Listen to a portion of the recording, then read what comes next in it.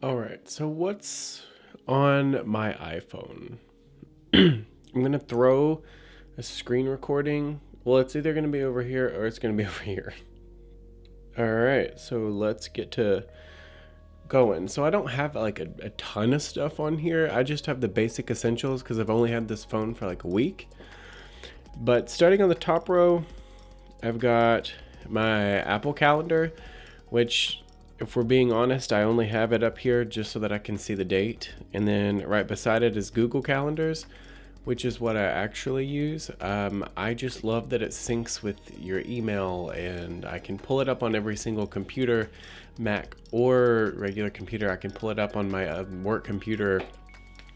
I just like it better. I've got photos, camera, mail. That's actually from today and yesterday. I'm like, I get like 60 emails a day. I can't stand it. Okay, so let's see here. Clock, Apple Maps, and Google Maps. I have both of these because I like using Apple Maps when I'm going somewhere in town that's close by that I don't know where it's at. But if I'm traveling long distances, I prefer to use Google Maps, just because Apple Maps has accidentally almost thrown me into the side of a interstate. Well, exit, but not exit. Apple Maps tried to tell me that there was an exit and there wasn't. And I was looking at my phone when I was going to turn, and I almost realized it, but when it was too late. So partially my fault, but mostly the Apple Maps fault, if you get what I'm saying. All right, weather, notes, Philips Hue. I have Philips Hue lights all in my apartment, and I love them. I'm obsessed with them. I like the fact that I can turn them on before I even get into my apartment. When I pull up into my car, I like the fact that I can, if I forget to turn my lights off, which is most of the time, when I get in bed and I'm almost asleep, I can just turn on my lights off from my phone. So I highly recommend that. I actually have not done a review video on all of my Philips Hue lights. So if you would like to see that, then put that in the comments down below, because I actually really think that would be a pretty bomb-ass video if I did it right. All right, App Store settings, Facebook Messenger, because for some reason, everyone wants to Facebook message me instead of text me. And everyone wants to Snapchat message me instead of text me. And I'm just like, just text me. Just shoot me a text message. Instead of, I've gone from using text messages to text messages and Snapchat messages and Instagram DMs and Snapchat DMs and emails. Like there's so many different ways to communicate. And don't get me wrong, like that's great, but text me. Not you text me. I just mean like if you're gonna, okay. All right, so let's do the 4 icons at the bottom. I do my phone, which you can clearly see that I don't answer. Safari, Spotify. I actually am thinking about doing a different video on this as well, because over the past 3 months, I have used Spotify, Amazon Music, Rhapsody. What else have I used? Apple Music. I used every single one of them, and there's pros and cons to both. But ultimately, I just like Spotify. It was my first, and it'll be my last. And then, of course, I've got text messages. All right, so moving on to the next one. Obviously, I've got my YouTube and my YouTube Studio. Now, YouTube Studio, for any of you that don't know what that is, it's mainly for content creators. It basically gives you all your analytics, how well your videos are doing, all of your channel details, settings. It lets you upload videos from your phone. It lets you edit all of your stuff. It's something that it's just really handy, especially when I'm trying to like produce content this quickly. I'm actually thinking about using the app that's right beside it, Premiere Rush, which could be its own review video, to be honest. But since this phone records 4K at 60 frames a second, I can edit all of that in Premiere Rush, and then I can turn around and upload it to YouTube through YouTube Studio and post it that way. And like, it's just, this is like, it's crazy to me that this has slowly turned into a one use fits all machine. I can film, edit, and post on this if I wanted to. It would be decent quality, but like, I mean, I'm not going to beat this. Anyways, moving on, we've got Instagram, Facebook, Snapchat, Twitter, Pinterest. My brain quit working just then because it's 10:45 at night and I had to wait to film because I set this up like an hour ago and all I could hear was my neighbors doing it. I'm not kidding. All right, so we've got podcasts, Netflix, Funimation Now, and VRV. The amount of anime that I watch is probably not healthy for the average human being because I watch anime more than I watch regular TV. Funimation has more dubbed, which means that there's English voices over top of the animation. But VRV has what's called Crunchyroll, which is a section, and it's the main anime section basically. But all of that is actually still in Japanese and it's subbed, which just means that there's English subtitles. And I like both, but it really just depends.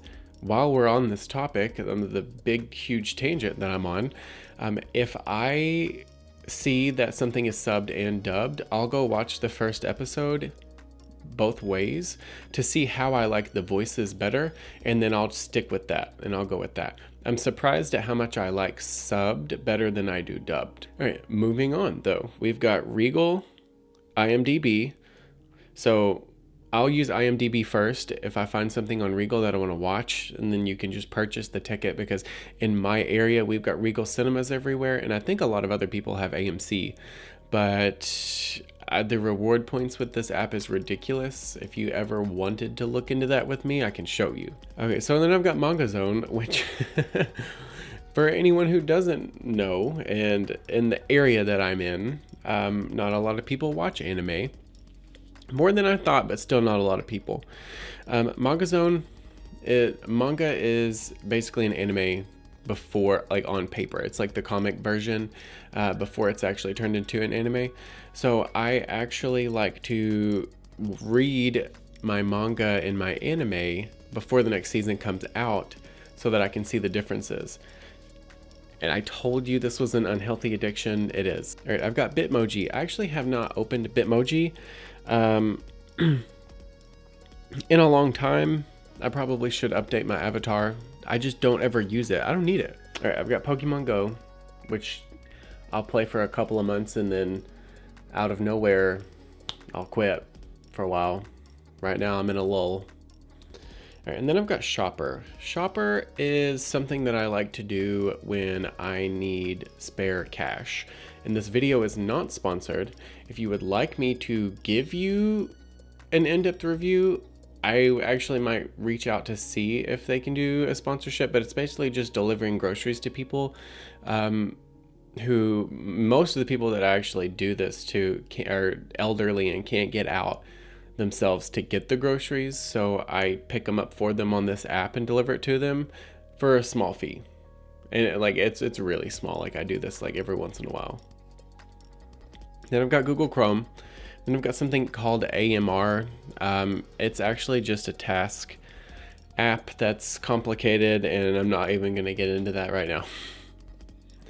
All right, so the last page that I'm going to cover is also kind of generic. I've got my Apple Watch activity health wallet. My utilities is the place that I put all the stuff that I don't use.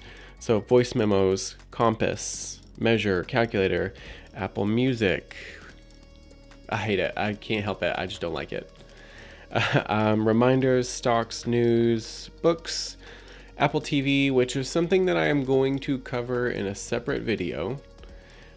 FaceTime, GarageBand, Apple Store, Keynote, Numbers, Pages, iMovie, iTunes U, iTunes Shortcut, Tips, Find My Friend. Actually, pro tip, I actually do use Find My Friend. I just have it shoved in there.